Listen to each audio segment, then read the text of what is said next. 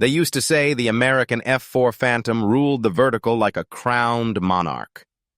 2 massive engines, raw power, and climb authority so fierce that NATO pilots spoke of it with the certainty of gravity itself. Once a Phantom pointed its nose up, the textbook said, nothing followed. And on that cold, bright morning over the North Sea, every American pilot carried that belief into the mission briefing like it was carved on stone. Across the room, the British Lightning crews listened quietly, almost too quietly. The Lightning had been dismissed for years as a relic, short legs, tiny wings, thirsty engines. A strange machine designed for a single job: intercept, strike once, and leave before the world knew what happened. The Americans expected a demonstration today, not a challenge.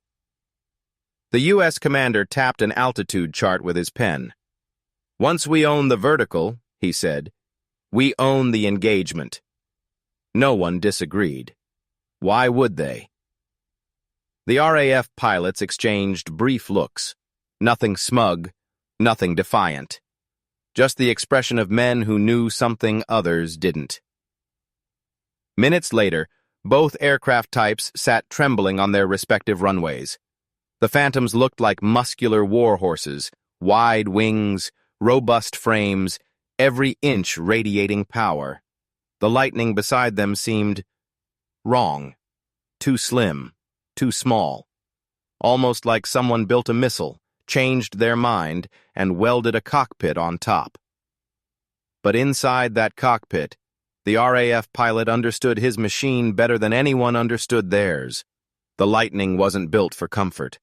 It wasn't built for second chances. It was a blade, sharp, unforgiving, lethal, only when used, without hesitation. Takeoff clearance rolled across the radio.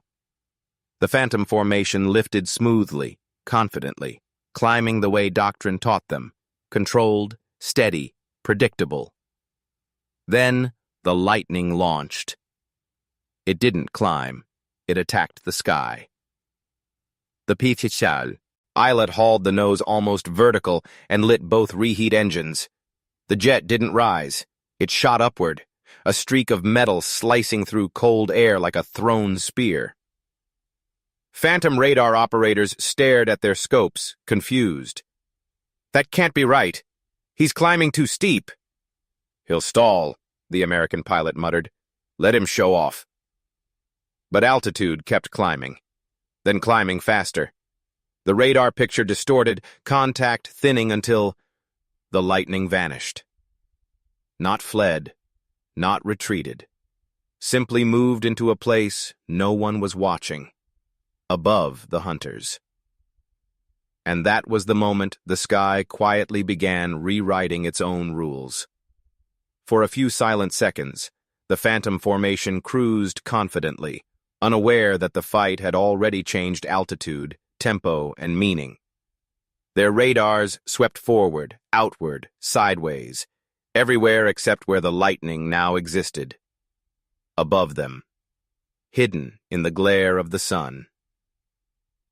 At nearly 50,000 feet, the Lightning pilot leveled out. Contrails broke into thin silver threads behind him, dissolving into the upper atmosphere. Up here, the world felt quieter, thinner, like the air itself was holding its breath.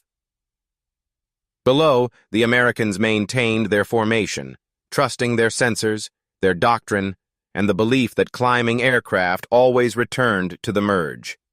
No one considered an attack from the space above radar logic, because no manual, no instructor, no simulator had ever suggested such insanity. But the Lightning wasn't flown by manuals. It was flown by intent. The RAF pilot inverted, rolled smoothly upside down, and let the nose fall forward into a dive, a silent, accelerating blade aimed straight at the Phantom formation. Gravity welcomed him. Speed multiplied. Altitude became weaponry. Within seconds, the Lightning transformed from a distant speck to a descending predator. The Phantom backseater called out the first warning, voice crowed, "Backing! Contact high, very high, coming down, fast!" Too fast. Phantoms were powerful, but they were heavy. Drag-rich, missile-carrying brutes. They needed time to react, time to turn, time to form a counter. The lightning gave them none. The tiny British interceptor dropped through their formation like a thrown javelin, slicing the sky so violently that contrails spiraled in its wake. A sharp electronic tone echoed in the RAF pilot's headset. Kill confirmed. 1 Phantom. Down in simulation. 0 time to defend. 0 chance to escape. American radios erupted. What the hell was that? Where did he come from? Is that even allowed in this exercise? The lightning didn't answer with words. It tore upward again, engines screaming, climbing back to where radar thinned and doctrine crumbled. That single attack, just a few seconds of geometry and audacity, shattered a long-held belief. The Americans regrouped, shaken but determined. They spread out, widened search cones, tightened formation discipline. Their flight lead spoke firmly, hiding the edge in his voice. Maintain vertical scan. No one looks down without checking up first. We're not losing another one to that. For the first time in NATO memory, the sky belonged to a jet nobody expected. Not because it was newer, bigger, or stronger, but because someone dared to use its strengths in a way no brochure ever imagined. The Phantom crews were stunned, but not defeated. American pilots were adaptable, proud, and fiercely competitive. A single simulated kill wasn't going to intimidate them. It was going to ignite them. They restructured instantly. Instead of holding one altitude band, the Phantoms split into a layered formation. High pair to watch the lightnings climb, mid pair to force a turning fight, trailing interceptor to block escape routes. It was a smart adjustment, and the lightning pilot knew it the moment he saw their contrails shift. His fuel gauges glowed this usual warning. The lightning was a masterpiece, but it lived on borrowed time. Every second in full afterburner was a second closer to running dry. He needed to end engagements fast, or not survive them at all. From high altitude, he made his next move. But this time, he didn't dive. He leveled off. The moment his wings flattened, the Americans pounced. 2 Phantoms surged upward, engines in full burner, finally dragging the fight into a horizontal merge, the one place the lightning never wanted to be. This was their world. Big wings, long endurance, superior turning performance. The lightning, it was a razor blade trying to dance in a knife fight. The merge exploded. The RAF pilot felt the jet shudder under hard turns. Tiny wings meant every degree of bank-chewed speed. Every correction bled precious energy. His cockpit warning tones chirped angrily as drag spiked. A Phantom swung wide, trying to bait him into overshooting. Another tightened its circle, compressing the lightning into an ever-shrinking bubble of sky. Altitude gone. Speed draining, fuel burning too fast. The lightning pilot breathed slowly, feeling what the numbers already told him. If he stayed horizontal, he would lose. Not in 5 minutes, not in 2 minutes. In seconds. American pilots saw it happening. "He's bleeding," one Phantom called out. "Keep pressure! Don't let him climb!" But traps that look perfect from the outside can hide dangers inside. At the very moment the lightning appeared cornered, its pilot made a decision so unorthodox it momentarily stunned even the exercise controllers. He stopped fighting the turn. He pulled the nose straight up. Another vertical. Another impossibility. Another gamble with no fuel to spare. The Phantoms lit their burners and tried to follow, but the climb was forcing them into a regime their heavy aircraft despised. Thin air, low energy, rising, drag. Far above them, the lightning streaked toward a stall, wings trembling. He wasn't climbing to escape. He was climbing to set a trap. The lightning screamed upward, its engines clawing at thinning air. The wings began to vibrate, warning shivers no pilot ignores lightly. He was seconds from the edge of a stall, the point where lift dies and gravity takes command. But this wasn't panic. This was preparation. Behind him, the Phantoms pushed into the vertical, struggling to keep sight of the tiny silver dart. Their weight, their fuel loads, their missile pylons, all of it punished them for chasing straight up. The Lightning hit the apex first. Speed almost gone. Altitude maxed out. Jet trembling on the edge of aerodynamic collapse. Perfect. The RAF pilot snapped the control column, kicked the rudder hard, and executed a maneuver so violent and precise it bordered on insanity, a hammerhead turn. The nose of the Lightning pivoted downward like a falling blade. Below him, the two Phantoms were still climbing, too slow, too heavy, too committed to a vertical they could not own. They were hanging there, nose high, nearly stalled, helpless. For a fighter pilot, that's the moment between survival and defeat, and today, the Lightning was judge and executioner. The tiny interceptor fell past them like a dropping sword, his gun sight aligned for only a heartbeat, but that was enough. Kill tone, simulated hit. Another Phantom defeated. American radios burst with disbelief and frustration. How did he reverse that? He stalled into a pivot. Who does that at altitude? Maintain vertical watch. Don't chase him blind. But even as digital smoke cleared, a harsher truth emerged for the Lightning pilot. He had maybe 3 minutes of safe fuel left. Not 3 minutes of fighting. 3 minutes of not falling into the sea. He dove shallow to recover speed, preserving every drop in his tanks.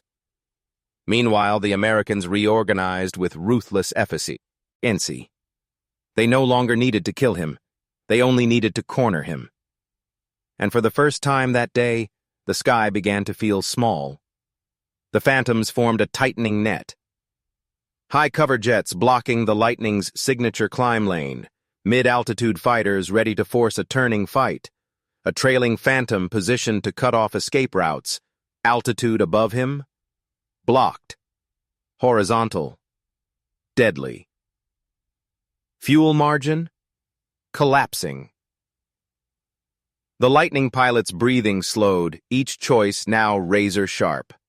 The jet was still fast, still fierce, but it was mortal, and the Americans were finally treating it like a prey worth hunting.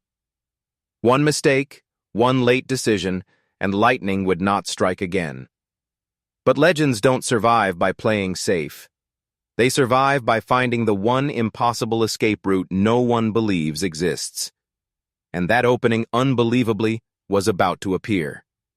The Lightning pilot knew the truth now. He wasn't fighting the Phantoms anymore. He was fighting the clock. Fuel warning lights glowed a steady amber. Less than 3 minutes of safe flying. Not 3 minutes of victory. 3 minutes of survival. The Americans understood it too. They no longer needed to win a duel. They just needed to hold him. And so they built a cage. A Phantom pair hovered above him, ready to pounce the moment he tried another impossible climb. Another pair circled mid-level, waiting to drag him into a turning fight where tiny wings and thin fuel guaranteed defeat. A trailing jet sat on his vector like a shadow, prepared to punish any lateral break. The Lightning was boxed, altitude shrinking, options dying, fuel burning away like sand slipping through fingers. Still he searched. Every angle, every thin slice of sky. Nothing. So he tried anyway. He pulled the nose upward for one more climb, hoping instinct or surprise would crack the Phantom formation. Immediately, a Phantom shot up into his path, blocking the vertical lane. He rolled to reposition. Another Phantom bracketed him. He dipped lower, only to find the trailing interceptor rising to cut him off. The net tightened like steel. No escape, no clean angles, no fuel to reset. The Lightning had been designed for single-pass destruction, not endurance. And now he was trapped in the exact nightmare scenario RAF doctrine spent decades avoiding. The cockpit vibrated as he pulled into a desperate horizontal turn. Drag punished him. Speed bled away. Warning tones chirped. The sea rose closer beneath his canopy. "Keep pressure! He's weakening!" an American pilot called. They had him. For the first time that day, they truly had him. Then, it happened. A mistake.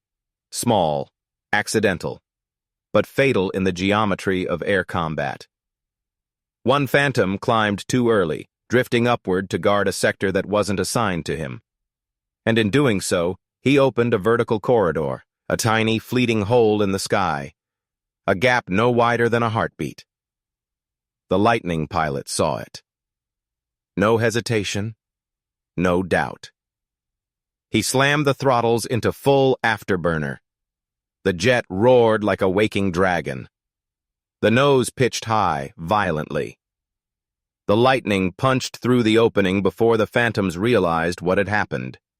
Behind him, the Americans tried to follow, burners lit, engines screaming, but the climb rate betrayed them. Heavy aircraft cannot chase ghosts. Warnings filled the Lightning cockpit, fuel starvation imminent. But it didn't matter anymore. He was out. He was free. And Command's voice crackled through his headset. "Lightning 1, disengage. Terminate exercise. Return to base." He had survived the impossible. On fumes. On instinct. On the 1-second window only a Lightning could use. The moment the controller's voice said, "Terminate exercise, RTB," the Lightning pilot didn't feel relief, just a cold awareness of how narrow the margin truly was. His fuel gauges sat in the red, a thin, trembling needle hovering above the line that meant engine flameout. In a fighter like the Lightning, Teats, hat wasn't a warning. It was a countdown. He eased the jet into a shallow descent, pulling the throttles back immediately. Full power was no longer an option. Even military power was a luxury. He needed to glide, conserve, survive. The sea below stretched endlessly, a reminder that one mistake meant a silent engine and a cold ditching into unforgiving waters. Behind him, the Phantoms stayed lower, circling but no longer chasing. They had lost him. Again, but now their frustration mixed with respect.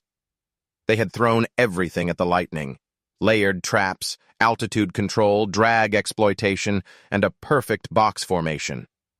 And still the British interceptor had found a way out on raw instinct and precision. But instinct doesn't fill fuel tanks. The Lightning pilot kept trimming the aircraft, feathering every movement. Even tiny corrections could burn the few pounds of fuel he had left. He did not celebrate his escape. He did not replay the kills. He flew like a man carrying a glass heart across a minefield.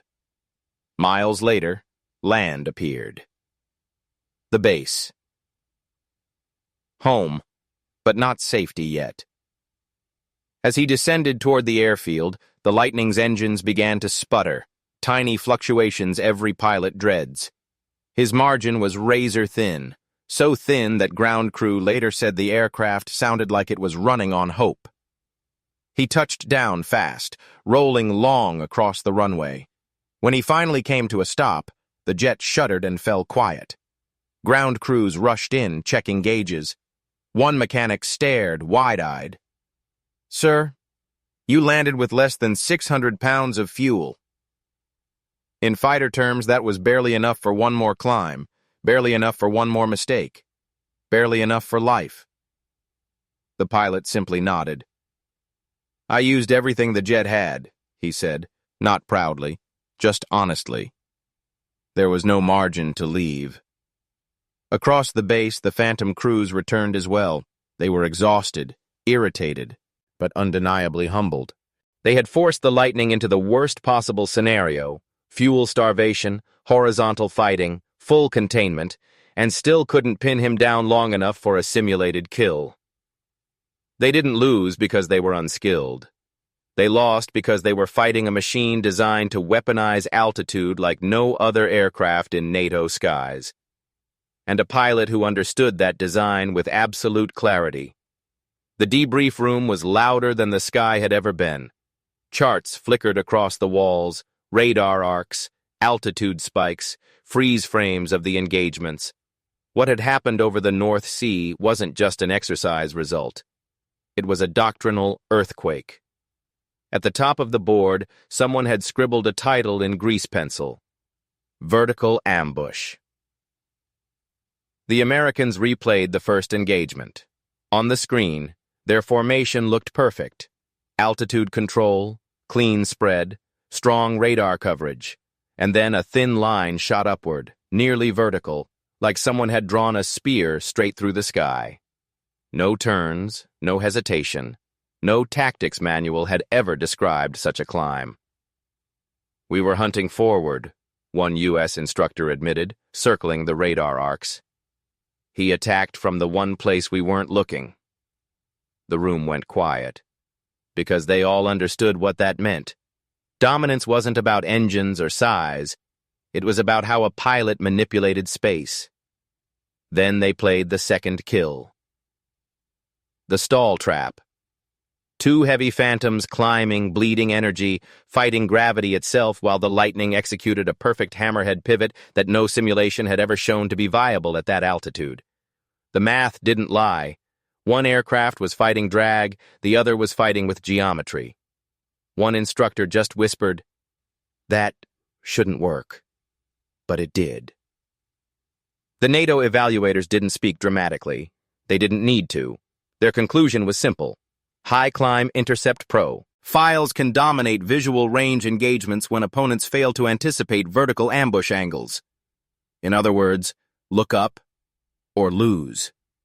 The Lightning pilot walked back to his jet in silence after the debrief. The metal skin still radiated heat. The tanks were practically empty. A ground chief shook his head at the numbers. "You pushed her hard today." The pilot gave a tired half-smile. There was no room not to. There were no medals waiting, no special announcements. Just another day logged into NATO's archive, a quiet entry that would later become one of the most studied engagements in training history. Because across the US and Europe, something began to change. Training slides were updated. Vertical scan responsibilities reassigned. High-altitude lookout doctrine rewritten. Interception procedures shifted from horizontal expectations to three-dimensional threat awareness. All because of a jet most people called obsolete, the English Electric Lightning. Years later, one Phantom veteran summarized it better than any analyst or instructor ever could. "We built a hunter that expected prey to run sideways, but the Lightning ran up, and that changed everything."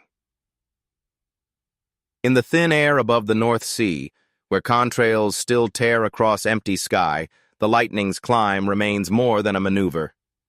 It is a scar in the vertical, a reminder that the deadliest fighter isn't the newest one. It's the one flown by a pilot who understands space better than anyone else. If this story pulled you into the sky today, hit that subscribe button. Because here, we bring you the battles, the machines, and the pilots the world forgets. The hidden valor behind every contrail in the sun. Subscribe for the next mission, like the video to support more true aviation stories. Comment below. Which jet should we cover next? Your engagement keeps this channel flying. See you in the seed. Next sortie.